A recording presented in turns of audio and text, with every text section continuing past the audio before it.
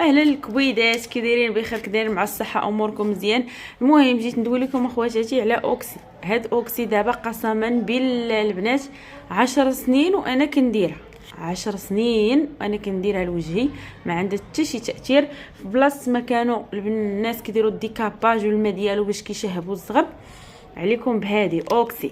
راه موجوده عند مول الماكياج، موجوده كاع بزاف. هذه خواتاتي على حسابي، كنقسم لكم بالله تاع 10 سنين وانا كنديرها لوجهي، مره في 15 يوم ولا مره في الشهر. كيكون عندنا داك الزغب هنايا كحل، كتبغي ديري شي بوماده ولا شي حاجه كيبان وما كتبغيش تحيديه، ما عليك اختي بهادي اوكسي. فيها الغوز وفيها البيض، كتخلطيها وكتابليكي على وجهك. انا غادي نخلطها قدامكم، البنات. سمحوا لي مشيت خديتها مقص. كتقطعي هنايا، تقطعي بحال هكا الاولى وكتقطعي الثانيه. ها نتوما البنات، الاولى فيها كريم كيكون غوز، ها هو اللون ديالو غوز. كتخلطي في اي حاجه، ها هو الكريم الاول غوز والكريم الثاني بيض. ها واخا تلقاوه منفوخه البنات ما تخافوش منه، ها هو الكريم الثاني اللون ديالو ابيض. يعني كنا كنديرو في بلاصه ما ديري ديكاباج ودا كيحرق لك وجهك وخايب، هذه خاصه ديال البشره، يعني خاصه كتشهب لينا الزغال. ها نتوما راه واضح، راه ما دايره لا فلتر لا والو. كتميلونجي اللون، نخلطها ونرجع معاكم.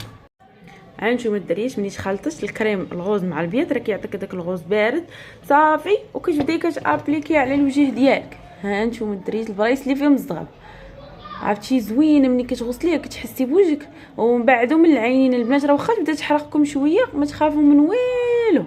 كنقول لكم قسما بالله دابا 10 سنين وانا كنستعملها، مني بانت يعني. وما كتحتاجيش تبقاي تحيدي الزغب بزاف الا كان عندك الزغب رقيق. بارك عليك غير هاد اوكسي صافي، كنابليكيها على وجهي كامل ورجع.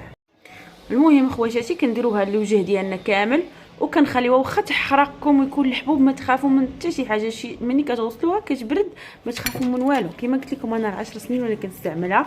راه هي هذه كدير شي 160 10 دراهم. المهم هذا هو الثمن ديالها. كديريها مره في 15 يوم، كتهني بانك تبقاي تحيدي الزغب، والشهوبيه ديالها كيبقى الكولور ديالها في الزغب واحد المده ديال شهر وكثر، وما كتكتاش الزغب وما كتقويش، حيت بالنسبه للديكاباج كيقوي لينا الشعر بزاف.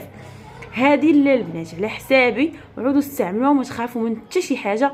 راه الا حرقتكم البشره شي حاجه ما عندكم مناش تخافوا، دوزوا واحد نص ساعه يبرد الوجه.